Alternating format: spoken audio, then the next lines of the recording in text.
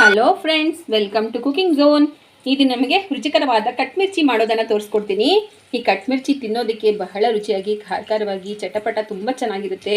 ನಿಮಗೆ ಈ ರೆಸಿಪಿಯನ್ನು ಇದನ್ನು ಮಾಡೋದನ್ನು ತೋರಿಸ್ಕೊಡ್ತೀನಿ. ಮೊದಲಿಗೆ ನಾವು 1 ಕಪ್ನಷ್ಟು ಹುರಿಗಡಲೆಯನ್ನು ಮಿಕ್ಸಿ ಜಾರಿಗೆ ಹಾಕ್ಕೊಂಡು ಪೌಡ್ರ್ ಮಾಡ್ಕೊಳ್ಳೋಣ.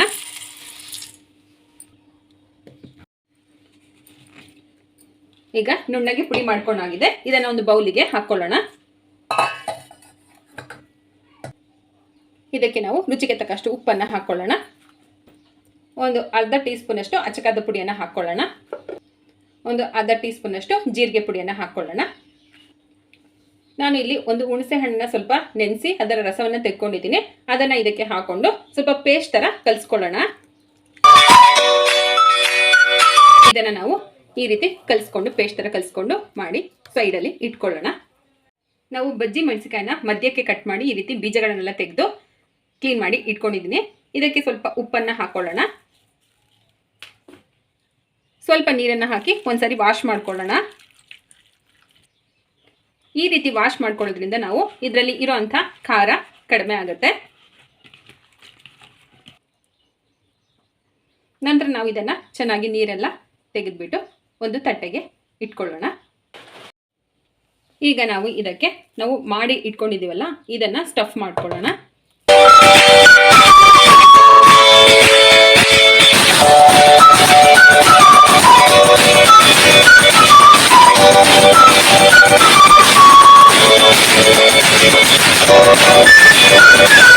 ಒಂದು ಕಪ್ನಷ್ಟು ನಾನು ಕಡಲೆ ಹಿಟ್ಟನ್ನು ತಗೊಂಡಿದ್ದೀನಿ. ಇದಕ್ಕೆ 1 ಸ್ಪೂನಷ್ಟು ಅಕ್ಕಿ ಹಿಟ್ಟನ್ನು ಹಾಕ್ಕೊಳ್ಳೋಣ. 1 ಸ್ಪೂನಷ್ಟು ಅಜ್ವೈನನ್ನು ಕ್ರಷ್ ಮಾಡಿ ಹಾಕ್ಕೊಳ್ಳೋಣ. ಇದು ಡೈಜೆಷನ್ಗೆ ಒಳ್ಳೆಯದು. ಅರ್ಧ ಟೀ ಸ್ಪೂನಷ್ಟು ಅಚ್ಚಕಾರದ ಪುಡಿಯನ್ನು ಹಾಕ್ಕೊಳ್ಳೋಣ. ರುಚಿಗೆ ತಕ್ಕಷ್ಟು ಉಪ್ಪನ್ನು ಹಾಕ್ಕೊಳ್ಳೋಣ. ಅರ್ಧ ಟೀ ಸ್ಪೂನಷ್ಟು ಜೀರಿಗೆ ಪುಡಿಯನ್ನು ಹಾಕ್ಕೊಳ್ಳೋಣ. ಸ್ವಲ್ಪ ಅರಿಶಿಣವನ್ನು ಹಾಕ್ಕೊಳ್ಳೋಣ. 1 ಪಿಂಚ್ನಷ್ಟು ಅಡುಗೆ ಸೋಡವನ್ನು ಹಾಕ್ಕೊಳ್ಳೋಣ. 1 ಪಿಂಚ್ನಷ್ಟು ಇಂಗುವನ್ನು ಹಾಕ್ಕೊಳ್ಳೋಣ. ಎಲ್ಲವನ್ನು ಒಮ್ಮೆ ಮಿಕ್ಸ್ ಮಾಡ್ಕೊಳ್ಳೋಣ. ಇದಕ್ಕೆ ಸ್ವಲ್ಪನೇ ನೀರನ್ನು ಹಾಕ್ಕೊಂಡು ಬಜ್ಜಿ ಹಿಟ್ಟಿನ ಹದಕ್ಕೆ ಕಲಿಸ್ಕೊಳ್ಳೋಣ.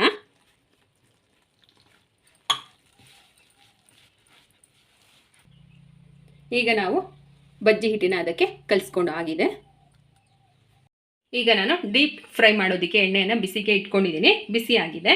ಈಗ ನಾವು ಬಜ್ಜಿಯನ್ನು ಇದಕ್ಕೆ ಫ್ರೈ ಮಾಡೋದಕ್ಕೆ ಒಂದೊಂದಾಗಿ ಡಿಪ್ ಮಾಡಿ ಹಾಕ್ಕೊಳ್ಳೋಣ.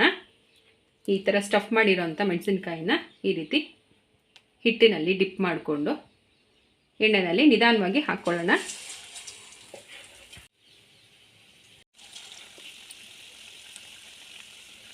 ಇಲ್ಲಿ ನಾವು ಎಲ್ಲವನ್ನ ಒಂದೊಂದಾಗಿ ಡಿಪ್ ಮಾಡಿ ಎಣ್ಣೆಯಲ್ಲಿ 2 ಕಡೆ ಗೋಲ್ಡನ್ ಬ್ರೌನ್ ಬರೋ ಥರ ಡೀಪ್ ಫ್ರೈ ಮಾಡ್ಕೊಳ್ಳೋಣ.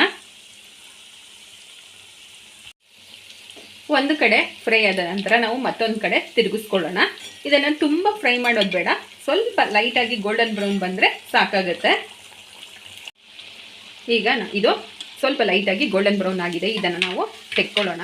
ಯಾಕೆಂದರೆ ಇನ್ನೊಮ್ಮೆ ನಾವು ಇದನ್ನು ಡೀಪ್ ಫ್ರೈ ಮಾಡ್ಕೋತೀವಿ. ಅದರಿಂದ ಸ್ವಲ್ಪ ಫ್ರೈ ಮಾಡಿಕೊಂಡ್ರೆ ಸಾಕು. ಈಗ ನಾವು ಮತ್ತೊಮ್ಮೆ ಈ ಥರ ಬಜ್ಜಿಗಳನ್ನು ಸ್ಟಫ್ ಮಾಡಿರೋ ಬಜ್ಜಿಗಳನ್ನು ಫ್ರೈ ಮಾಡ್ಕೊಳ್ಳೋಣ.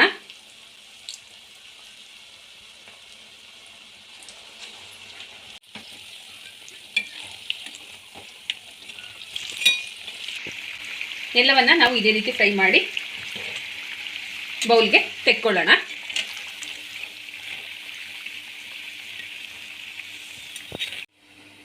ಈಗ ನಾವು ಈ ಥರ ಫ್ರೈ ಮಾಡ್ಕೊಂಡಿರೋಂಥ ಬಜ್ಜಿಗಳನ್ನು ಚಿಕ್ಕದಾಗಿ ಕಟ್ ಮಾಡ್ಕೊಳ್ಳೋಣ. ನಿಮಗೆ ಯಾವ ಶೇಪ್ಗೆ ಬೇಕೋ, ಎಷ್ಟು ಸೈಜ್ಗೆ ಬೇಕೋ ನೀವು ಅಷ್ಟು ಕಟ್ ಮಾಡ್ಕೋಬೋದು.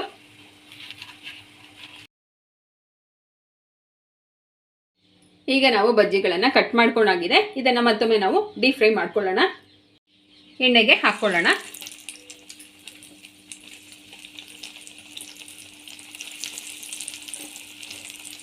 ಈಗ ಚೆನ್ನಾಗಿ ಗರಿಯಾಗಿ ಫ್ರೈ ಆಗಿದೆ. ಇದನ್ನು ನಾವು ಸರ್ವಿಂಗ್ ಪ್ಲೇಟ್ಗೆ ತೆಕ್ಕೊಳ್ಳೋಣ.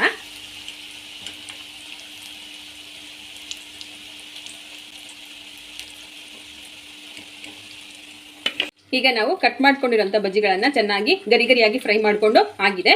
ಇದರ ಮೇಲೆ ನಾವು ಸಣ್ಣದಾಗಿ ಕಟ್ ಮಾಡಿದಂಥ ಈರುಳ್ಳಿಯನ್ನು ಹಾಕ್ಕೊಳ್ಳೋಣ. ಸಣ್ಣದಾಗಿ ಕಟ್ ಮಾಡೋಂಥ ಕೊತ್ತಂಬರಿ ಸೊಪ್ಪನ್ನು ಹಾಕ್ಕೊಳ್ಳೋಣ. 1 ಪಿಂಚ್ನಷ್ಟು ಅಚ್ಚ ಖಾರದ ಪುಡಿಯನ್ನು ಹಾಕ್ಕೊಳ್ಳೋಣ. ನಿಮಗೆ ಖಾರ ಬೇಕಿದ್ರೆ ಇನ್ನೂ ಸ್ವಲ್ಪ ಹಾಕ್ಕೋಬೋದು. ಹಾಗೆ 1 ಪಿಂಚ್ನಷ್ಟು ಜೀರಿಗೆ ಪುಡಿಯನ್ನು ಉದುರಿಸ್ಕೊಳ್ಳೋಣ. ನಿಂಬೆಹಣ್ಣನ್ನು ಹಿಂಡ್ಕೊಳ್ಳೋಣ. ಈಗ ರುಚಿಕರವಾದ ಕಟ್ ಮಿರ್ಚಿ ರೆಡಿಯಾಗಿದೆ. ತಿನ್ನೋದಕ್ಕಂತೂ ಬಹಳ ಸೂಪರ್ ಆಗಿರುತ್ತೆ. ಮಕ್ಕಳಿಗೆ ನೀವು ಸಂಜೆ ಟೈಮು ಈ ರೀತಿ ಮಾಡಿಕೊಡಿ, ತುಂಬ ಇಷ್ಟಪಟ್ಟು ತಿಂತಾರೆ, ನಿಮಗೂ ಇಷ್ಟ ಆಗುತ್ತೆ. ಮಕ್ಕಳಿಗೆ, ವಯಸ್ಸಾದವರಿಗೆ ಎಲ್ರಿಗೂ ಕೂಡ ತುಂಬ ಇಷ್ಟ ಆಗುತ್ತೆ. ಒಮ್ಮೆನಾದರೂ ಟ್ರೈ ಮಾಡಿ. ನಿಮಗೆ ಈ ರೆಸಿಪಿ ಇಷ್ಟ ಆಗಿದ್ರೆ ನಮ್ಮ ಚಾನಲ್ನ ಲೈಕ್ ಮಾಡಿ, ಶೇರ್ ಮಾಡಿ, ಸಬ್ಸ್ಕ್ರೈಬ್ ಮಾಡ್ಕೊಳ್ಳಿ. ಹಾಗೆ ಕಾಮೆಂಟ್ ಕೂಡ ಮಾಡಿ. ಹೊಸ ರೆಸಿಪಿಗಳಿಗೋಸ್ಕರ ನೋಟಿಫಿಕೇಶನ್ ಬೆಲ್ಲನ್ನು ಪ್ರೆಸ್ ಮಾಡಿ. Thank you for watching.